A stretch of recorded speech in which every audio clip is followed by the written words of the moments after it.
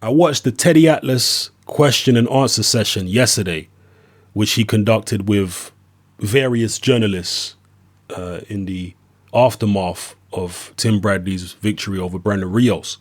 And one of the questions the journalists asked him was, who would he like to see Tim Bradley fight next? And Teddy Atlas said, well, I'm going to leave that decision up to Bradley's management team and his promoter Top Rank. That's really not for me to say. That's up to them. And whoever they choose, I'll train Tim Bradley to be able to beat. So that was his very diplomatic answer. But they kept pressing him on it. And eventually Teddy Atlas came out and said, well, what about Floyd Mayweather? Maybe we'd like to try and see if we can be the first people to outwit him. Maybe we would like to see if we can come up with the tactics to be able to beat him and break that May Vinci code. We know that Teddy Atlas is a very cerebral, analytical guy because on ESPN, we see it all the time.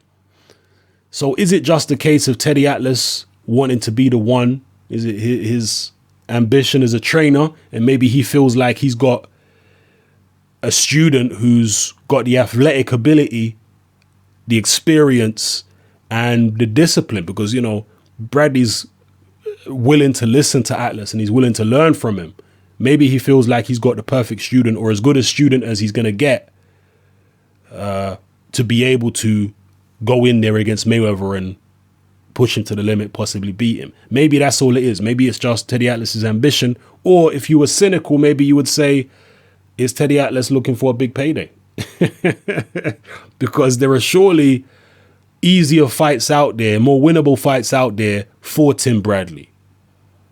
With Tim Bradley's experience and his skills and his newfound discipline and his zest for the game under Atlas, you would figure that fights against Keith Thurman, Sean Porter, Kell Brook are much more winnable for him than a fight against Mayweather, who's actually now retired officially.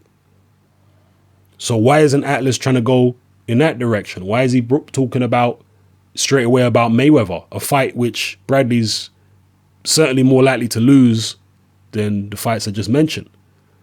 Is it, like I say, Teddy Atlas's ambition, or is it just money?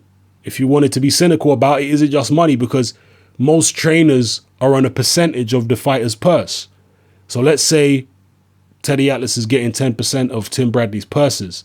The bigger the purse, the more money Atlas is going to make.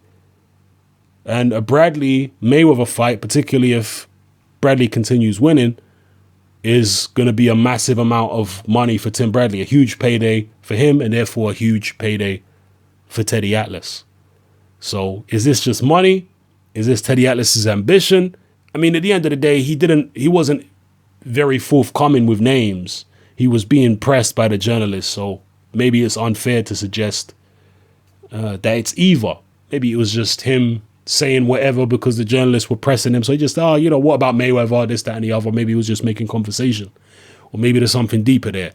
If you've seen that particular question and answer session, let me know what you think about it. Do you think that it's just a throwaway comment? Do you think that it's Teddy Atlas's ambition as a trainer? Do you think it's money? Do you think it's a combination of the two? Let me know in the comment section below, people. And who would you like to see Tim Bradley face next? Would you like to see a Kell Brook fight? Would you like to see a Porter fight? Would you like to see a Danny Garcia fight? What about a rematch with Pacquiao? Tim Bradley has even talked about going up and fighting Canelo, or the winner of Canelo against Cotto.